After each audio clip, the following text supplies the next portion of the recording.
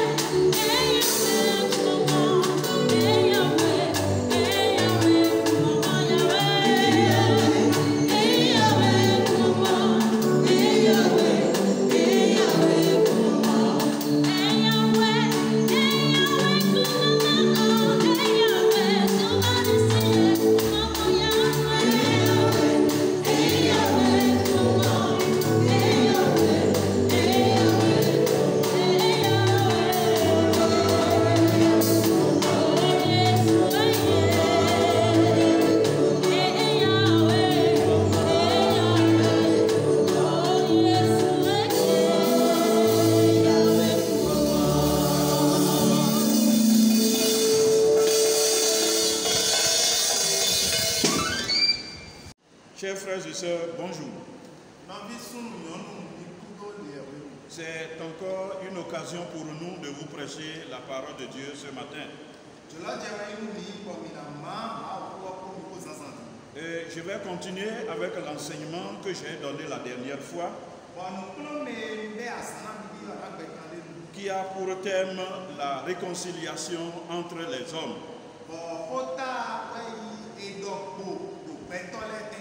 Nous prions. Seigneur, nous voulons te dire merci pour ce dimanche matin. Tu veux encore nous parler. Seigneur, ouvre nos cœurs pour que cette parole puisse pénétrer nos cœurs. Ô roi des rois, que quiconque entendra cette parole, Seigneur, puisse gagner quelque chose pour sa vie. Au nom de Jésus, nous avons prié. Amen. Amen. La réconciliation entre les hommes. La dernière fois, je vous avais parlé de la réconciliation au sein de nos églises.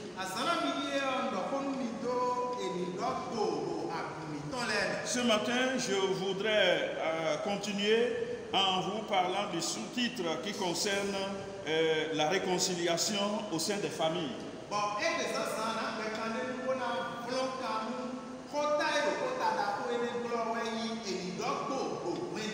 Chacun de nous a une famille. Si vous avez une famille heureuse, une famille unie, je crois que c'est une grâce.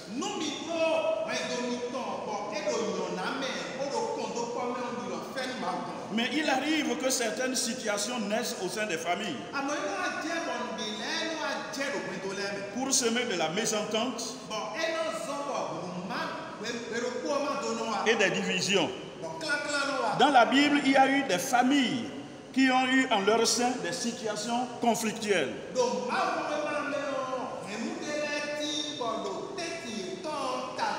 On peut citer la famille du roi David. Au sein de cette famille, il y a eu des situations malheureuses. Le troisième fils de David, je vais le nommer Absalom, avait eu à assassiner son demi-frère. Il s'agit bien de Amnon qui avait violé sa sœur, Tamar. Si vous lisez 2 Samuel 13, 19, vous allez voir l'histoire. Ensuite, qu'est-ce que Absalom a fait? Il a formé une armée avec l'objectif de renverser le trône de son père. Donc il convoitait le trône de son père. Et ce fut dans un combat très dur que Absalom perdit la vie. Ça, c'est une situation malheureuse. Donc, on note au sein de cette famille ce qu'on appelle l'inceste, l'assassinat et la rébellion.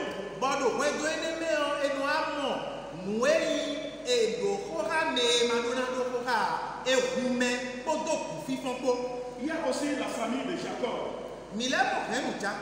Au sein de cette famille, on note la division entre l'ensemble des enfants et leur petit frère Joseph.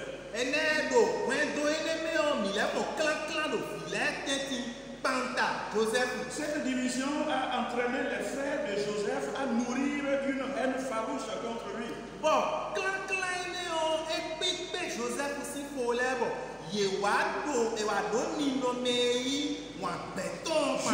Jusqu'à penser à sa mort. Comme ils n'ont pas pu le mettre fin à sa vie, ils l'ont finalement vendu aux marchands pour qu'il devienne esclave. Donc voilà ce qui s'est passé au sein de la famille de Jacob. C'est possible qu'au sein des familles, au sein d'une même famille, que naissent des sources de tension. À nos jours, il y a des familles divisées. Il y a des enfants issus des mêmes familles qui ne se parlent pas. Qui ne se saluent pas, qui ne se visitent pas. Et qui se cherchent. Pour se faire du mal. Ça se passe aujourd'hui au sein des familles.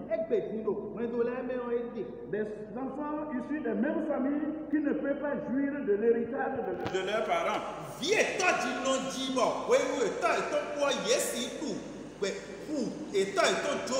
Pourtant, ce sont des biens que les parents ont souffert pour avoir.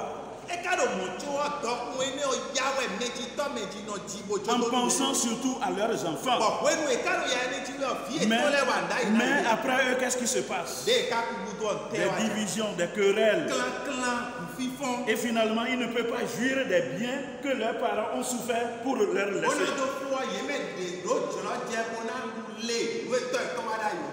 Comment est-ce que la paix peut régner au sein des enfants qui sont divisés?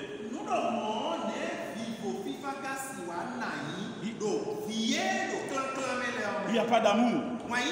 On ne se parle pas. On se cherche. On se fait des coups bas. La paix et l'amour ne peuvent pas régner au sein de pareilles familles. Mais je voudrais vous dire une chose. Il est possible que l'unité règne au sein des familles.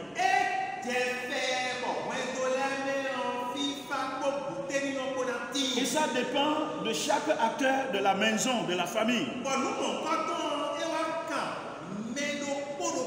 Du père, la mère et des enfants. Il y a une famille que j'aime beaucoup dans la Bible.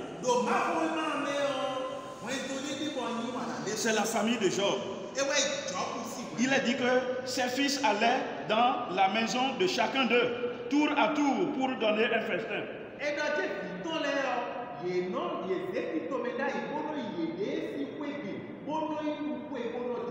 Et ils envoyaient une invitation à leurs trois sœurs pour manger et pour boire avec eux.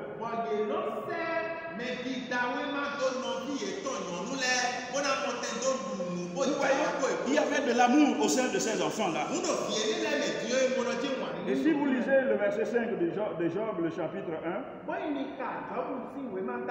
il a dit que quand les jours de festin étaient révolus, Job envoyait chercher ses fils et les sanctifiait. Puis il se levait de bon matin et offrait pour chacun d'eux un holocauste, car Job disait,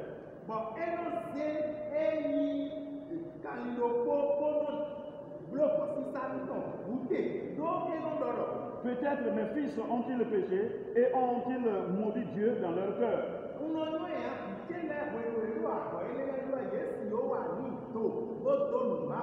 C'est ainsi que Job agissait toujours. Vous voyez, cette famille était unie. Chacun cherchait le bien de l'autre. Ils se retrouvaient de temps en temps pour manger. Et leur papa suivait tout ça là. C'est comme ça que les familles doivent fonctionner. Mais on voit, comme je l'ai dit tout à l'heure, des familles brisées par des problèmes. Mais ce qui est bon, il y a certaines familles, quand les problèmes arrivent, les gens s'assoient pour discuter et chercher les solutions. C'est ça qu'on appelle la réconciliation. Quand l'Esprit de Dieu est là, la réconciliation est possible.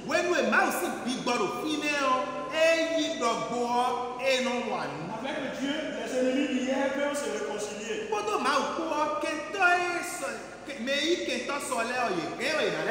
Les frères et sœurs qui ne se parlaient plus, qui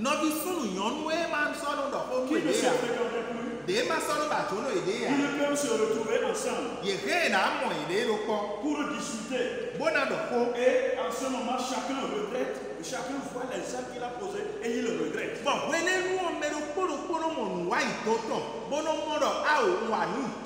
Quand les choses se passent comme ça, il y aura toujours l'unité au sein des familles. Quand l'Esprit de Dieu est présent, non, les gens peuvent se réconcilier. Le plus méchant de la famille sera plein d'amour avec ses frères.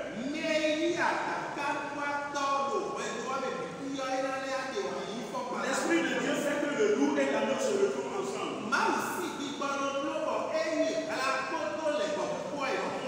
La Bible dit, le loup séjournera avec l'agneau. Et la panthère se couchera avec le chèvreau. Elle ne va pas chercher à tuer le chèvreau pour manger sa chair. Le veau, le lionceau et le bétail qu'on engraisse seront ensemble.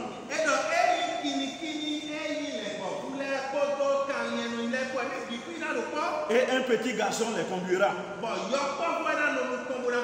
Les animaux qui ne pouvaient pas vivre ensemble peuvent se retrouver vivre ensemble. Ce que je viens de lire se trouve dans Ésaïe, le chapitre 11, le verset 6. Je voudrais vous montrer une réconciliation qui a eu lieu dans la Bible. Dans la famille d'Isaac, entre ses frères, entre ses enfants jumeaux. Ésaü et Jacob. L'histoire se trouve dans Genèse, le chapitre 27.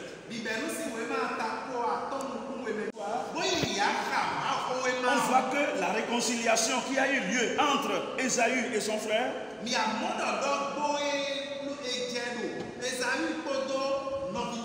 c'était une vraie réconciliation. Une réconciliation où quelqu'un a fait le premier pas. Pour qu'il y ait réconciliation, il faut que quelqu'un se lève. Il ne faudrait pas que quelqu'un dise, bon, c'est lui qui m'a offensé, c'est lui qui doit faire le premier pas. Si l'Esprit de Dieu est avec vous, si vous écoutez l'Esprit de Dieu, je crois que vous ferez le premier pas quand bien même vous pensez que vous avez raison. Avec l'aide de sa mère, comme vous le savez, je veux ainsi dire le problème, ce qui s'est passé au sein de la famille. Avec l'aide de sa mère, Jacob avait joué un sale tour à son frère Ésaü, en lui arrachant la bénédiction que leur père allait prononcer sur le fils aîné, c'est-à-dire Ésaü.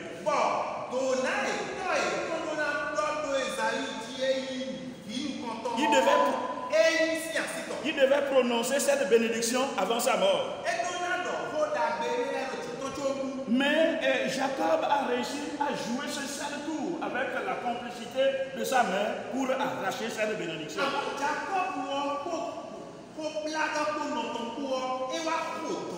Au sein des familles, il y a des rusés.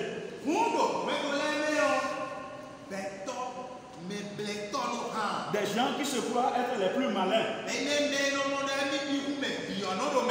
Ils vont tromper tout le monde au sein de la famille. Et on les connaît comme ça. Et leur comportement frustre les gens. Jacob était un garçon rusé. Et vous savez, quand il a réussi à jouer ce sale tour à son frère là,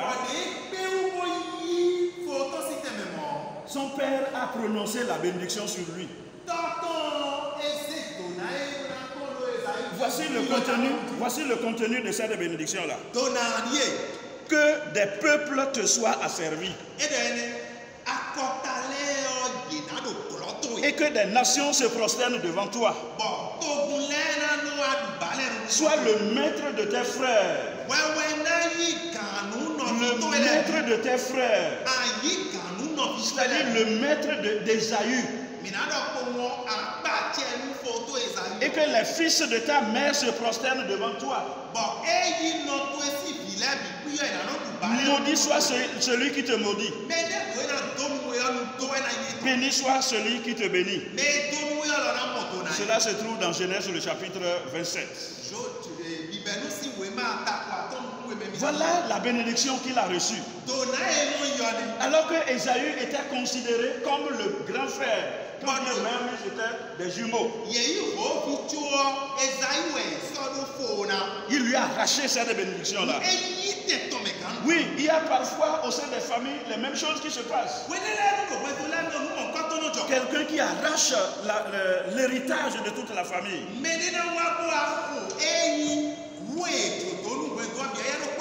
Qui profite seul des biens de la famille. Il y a des gens comme ça. Mais le chrétien doit savoir que Dieu lui réserve des choses plus importantes au ciel.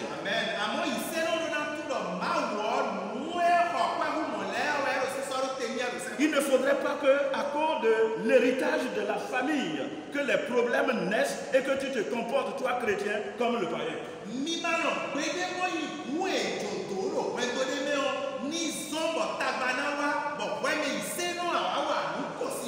Ésaïe revenait quand son père finissait de prononcer la bénédiction sur son petit frère Jacob.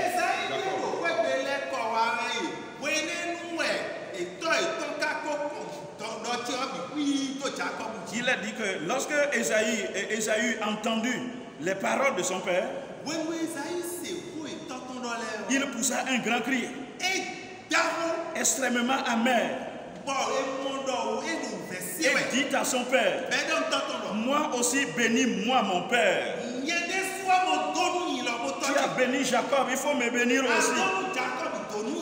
Mais Isaac répondit, ton frère est venu avec ruse et il a pris ta bénédiction. Quelle nouvelle, quelle nouvelle. Ésaü dit, est-ce parce qu'on lui a donné le nom de Jacob qu'il m'a supplanté 2 fois?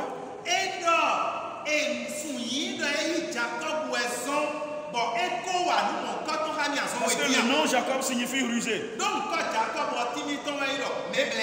Il ajouta, il avait déjà pris mon droit d'aînesse. Et maintenant il a pris ma bénédiction. Il ajouta, n'as-tu pas de bénédiction en réserve pour moi? Mon père, est-ce que tu n'as pas réservé une bénédiction pour moi? Comprenez que c'était dur. C'était choquant. Ce n'est pas quelque chose qu'on peut supporter facilement. Et dans cette situation, il a pris une décision. Ésaü dit, Ésaü prit Jacob en aversion à cause de la bénédiction. À cause de la bénédiction dont son père l'avait béni. Ésaü dit en son cœur, oui, les jours du deuil de mon père approchent. Et je tuerai mon frère Jacob. Ça c'est la décision, je vais le tuer. Il ne va pas jurer de cette bénédiction. Il a volé ma bénédiction. Il ne va pas en jouir. Le jour où notre père va mourir, moi je vais le tuer. C'est ainsi que leur maman a appris ça. Elle est allée voir Jacob. Je connais mon fils. Il dit qu'il va te tuer. Il faut fuir. Ton oncle habite à tel endroit. Fuis pour rester chez lui. Et c'est comme ça, Jacob a fui pour aller vivre avec son oncle Laban. Et il est resté là-bas pendant des années. Il a quitté la maison familiale pour aller vivre ailleurs. Je ne sais pas si tu es dans cette situation. Tu as fui tes frères. Tu es allé vivre ailleurs. Tu as rompu le dialogue avec tes frères. Fais comme Jacob. Fais comme Jacob. Tu es celui qui va ramener la paix au sein de la famille. Oui, si je disais de faire comme Jacob, parce que quand Jacob a fui, un jour, l'Esprit de Dieu est entré en lui. Il a pris une décision. Il a dit non, je dois retourner. Je dois voir mon frère Jacob. Je dois faire la paix avec Jacob. Avec Esaü. Je dois faire la paix avec Esaü. C'est comme ça qu'il a envoyé des émissaires pour aller dire à son frère Esaü qu'il va bientôt venir, qu'il veut le rencontrer pour faire la paix avec lui. Si nous allons dans la Bible, Genèse le chapitre 32, si nous lisons les versets 4, 5, 6 jusqu'à 12, nous allons voir les actes de réconciliation. Esaü a pris toute sa famille et il est parti pour rencontrer son frère Esaü. Pardon, Jacob a pris toute sa famille et il est parti pour rencontrer son frère Esaü. Et Esaü aussi venait avec ses hommes. 400 hommes. C'était pour faire la paix ou bien pour faire la guerre? De toutes les façons, ils se sont rencontrés. Au verset 4, il a dit Esaü courut à sa rencontre. Quand il l'a vu venir, il courut à sa rencontre. Il l'embrassa. Mais avant cela, qu'est-ce qui s'est passé? Il a dit que Jacob se prosterna à terre 7 fois. Quand il a vu son frère venir, il s'est prosterné 7 fois. Il se prosterne, il se lève, il se prosterne. Et cela a mené son frère Esaü à courir pour aller à sa rencontre. Il l'embrassa, se jeta à son cou, lui donna un baiser. Il a dit qu'il pleurait. Esaü pleura. Jacob pleura. Ça veut dire l'offensé pleura. Et l'offenseur pleura avec lui. Qu'est-ce qu'il se disait en pleurant? Peut-être qu'il se disait nous sommes des frères. Peut-être Jacob se disait à son frère, ce que je t'ai fait, pardonne-moi. Pardonne-moi. Ne me fais pas du mal. Je suis revenu. Je veux la paix. Je veux la réconciliation. Ils ont pleuré. Alléluia.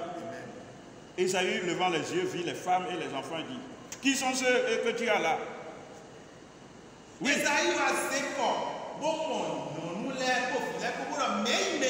Jacob répondit, ce sont les enfants que Dieu dans sa grâce a donnés à ton serviteur. Il dit à ton serviteur, écoutez bien.